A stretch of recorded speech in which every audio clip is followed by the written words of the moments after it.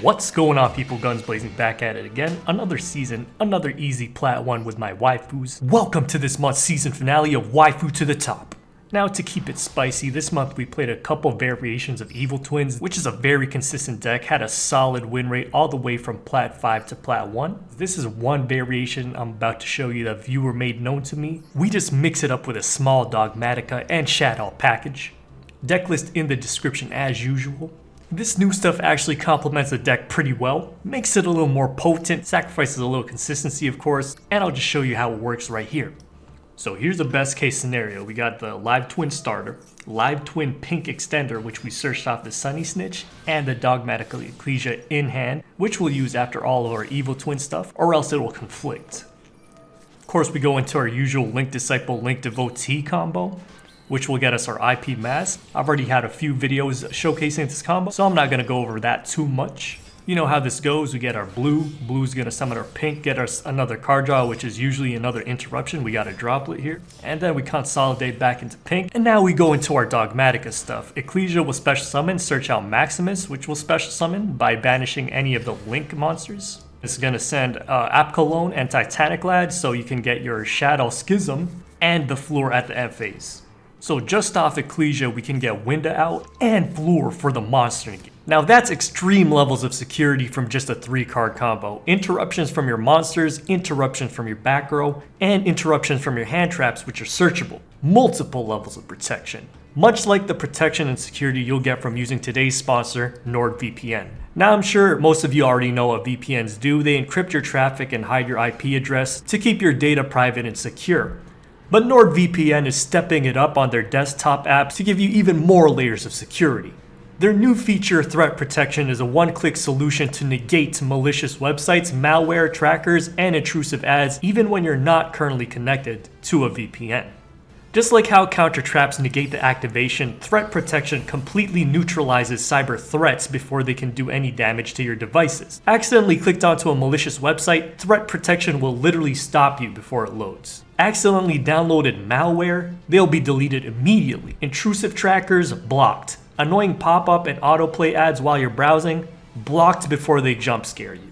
Enjoy this feature on top of core VPN benefits such as encryption, secure browsing without latency, and being able to watch region-locked videos or play region-locked games, and much more.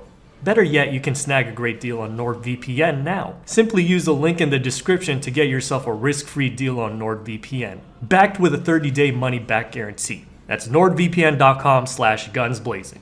So we have a fat board here, but unfortunately for us, our opponent does have the Duster.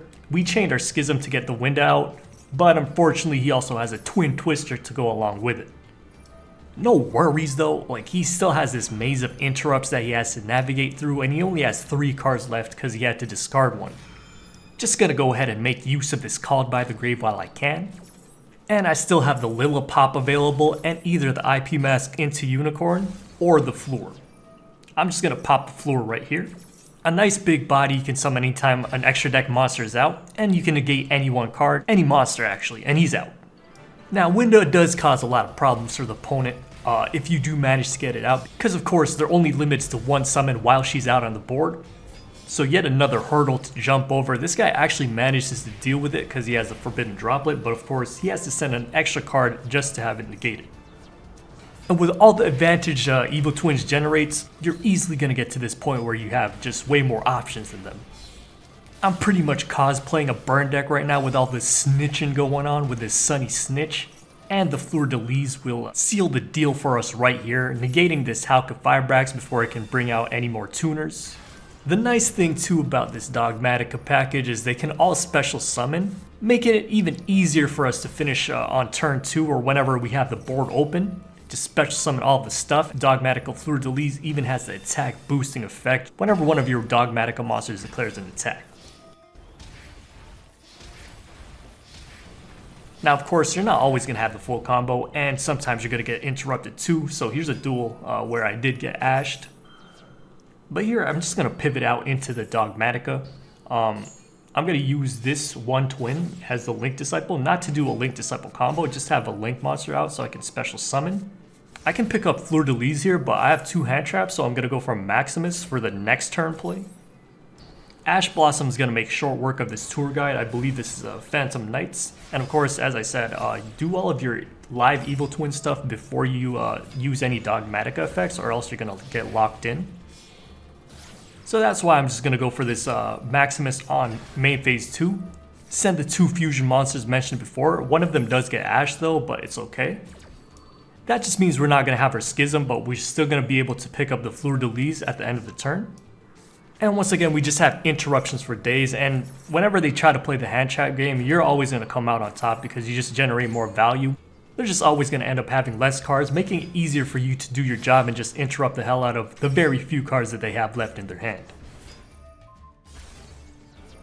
And of course, Fleurdelis is coming out on this Breaksword, giving us once again the finishing scoop blow. So many people scoop into this.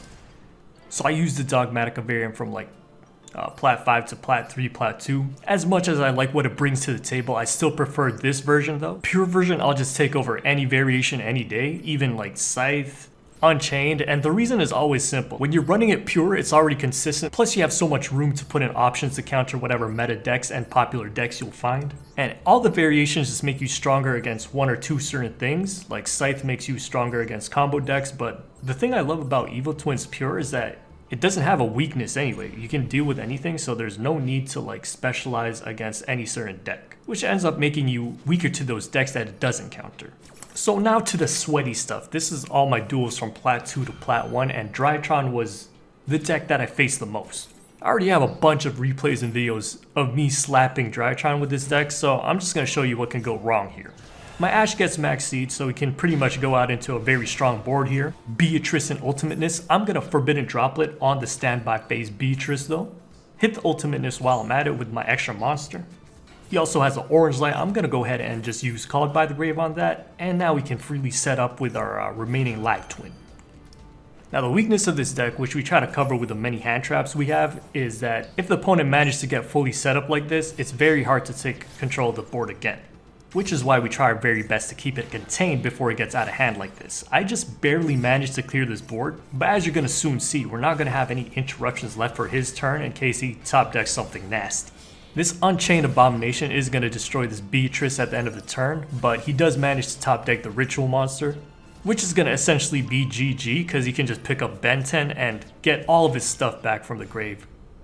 Still though, as you can see, the pure variant allows the go in second cards, which actually gave us a shot in that going second duel. This one's versus Adamantipator. For your sake, I'm just going to skip the full combo every time because it's just the same.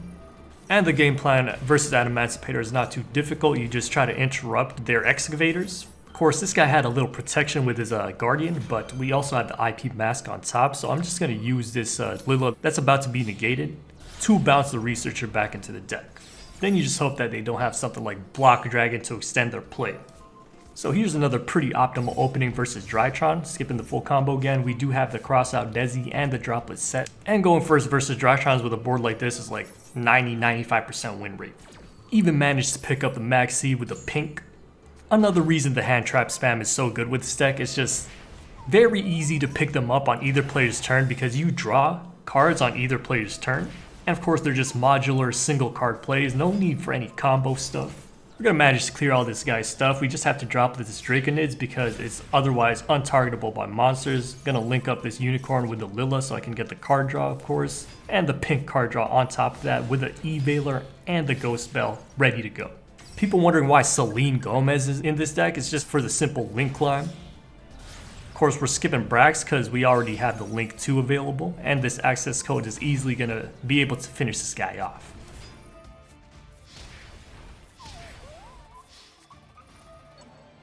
We got a variety of different sweaty decks from Plat 2 to Plat 1, including Virtual World, and yes, we do have the full IP mask combo again. And yeah, it is very common to get because you only need 2 cards, plus you have like 6 searchers in this deck. Anyways, I really don't have much experience against Virtual World yet, so if it feels like I'm interrupting all the wrong things, it's probably because I am. I just did the little pop on the first thing I saw. Gonna go ahead and imperm this Stardust Charge Warrior, which is probably not the wisest of moves. Still have the IP mask stuff though, and the Ghost Bell, which can actually be used against most of his cards. Gonna have to pop this IP mask early because he's targeting it with my continuous spell. So I'm just gonna go ahead and make my unicorn right here. Sadly, I'll have to part ways with this ghost spell. And thankfully, as scuffed as this gameplay is, I think it will stop him from getting the VFD out. It is friggin' virtual world though, so he's still gonna be able to get the Shen out by the end of his turn. Ki-sikil Frost, love this card. From the grave, it gets us that card draw anytime they add any card to their hand outside of their draw phase. But all in all, pretty satisfied with this outcome. His board is not going to be strong enough to stop our next play because we do have the Unicorn and the Lil-la available to start off our play. And we got a couple summons here. We got the normal summon plus the extender summon. Gonna go out into my Phoenix here, try to pop that back row. He chains it, targets a Unicorn, which is protected by IP Mask, remember, so it doesn't get destroyed. And because of all that residual Sunny Snitch burn on his turn, we are in range of lethal, even though we don't have access to Accesscode anymore. So here's my final boss for the rank up. It's going second versus Cyber Dragon. I didn't Ash because I thought it was gonna be Drytrons actually because of that Cyber Emergency. Now we do have the Nibiru in hand, but unfortunately, as you'll be able to see, it's not gonna come in handy because he's gonna be able to get Cyber Dragon Infinity out on exactly his 5th summon. Now, I went ahead and popped it anyway so I could get rid of a mat from him. I don't know if this is actually the right move to do. Oh, by the way, this duel was so scuffed. I am not proud of how I played this one. Oh, guns, you played the Sunny Snitch before the Lightning Storm, but he actually could have ended my entire career here if he just negated the first thing I summoned, but he's gonna save his Cyber Dragon Infinity for my Link Disciple. In the grand scheme of things, this is not gonna matter too much. We got rid of his negate. We won't be able to make IP Mask, but we can live with this board. So I can go ahead and make pink first. I can even make the blue right now using the extra token we have so that we can get the pop right away on the Cyber Dragon Infinity. Go make Lil-la, summon out pink again so we can get that card draw, and I'm actually not going to consolidate back into pink at the end of this turn. And the reason is, as we call by the grave this reborn, the reason being is that we don't want to get hit with a Cyber Kaiju, which is obviously going to come out. And if he does Cyber Dragon Kaiju from the extra deck, this is what happens. He misplayed. I get to summon the blue back from the deck and just go ahead and kill that. And fortunately for us, my opponent reaches like paid actor levels of misplay and kills the pink after 2 so I can get the pink draw. And then after that, I'm just going to Link Climb. There's enough spells to go around for the Celine. He maxed these, but of course, I had the Crossout Desi. Crossout is just a necessity to me, man. Like this seals the duel. Just go ahead and banish Maxx C. If you have room to run 3 of this, best be run. And that, ladies and gents, is going to be the last game of the climb. So that's going to be it from me. There's going to be some extra duels at the end here, but as always, have yourself a damn good one. And this is Gunsblazing, signing out. It wasn't that bad, come on now. Bucky. Bucky. Bucky. Bucky. Bucky. Bucky. Bucky. Yeah, this guy redeemed one while I wasn't even streaming and I heard it because my OBS was open. Bucky. Bucky. Bucky.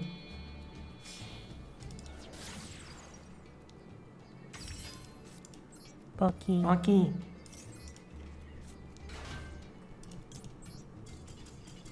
Damn. This guy didn't want the full dickin'. I can never complete this combo anymore. People just scoop too fast. Bucky. Bucky.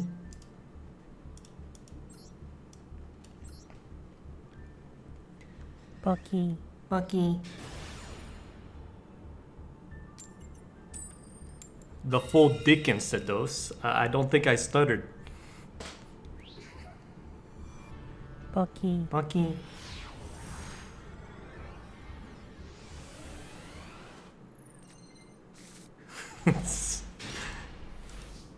Was that last one my girlfriend? He said, "Oh, this hand is ass." Woo wee, this hand. Actually, no, it's not bad. Bucky. It's actually one of the best hands I could have without having an evil twin. What the f? Bucky.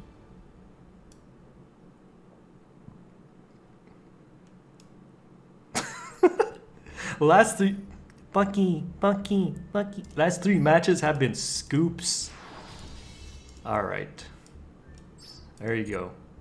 Evil twins easily climbing. Both variations.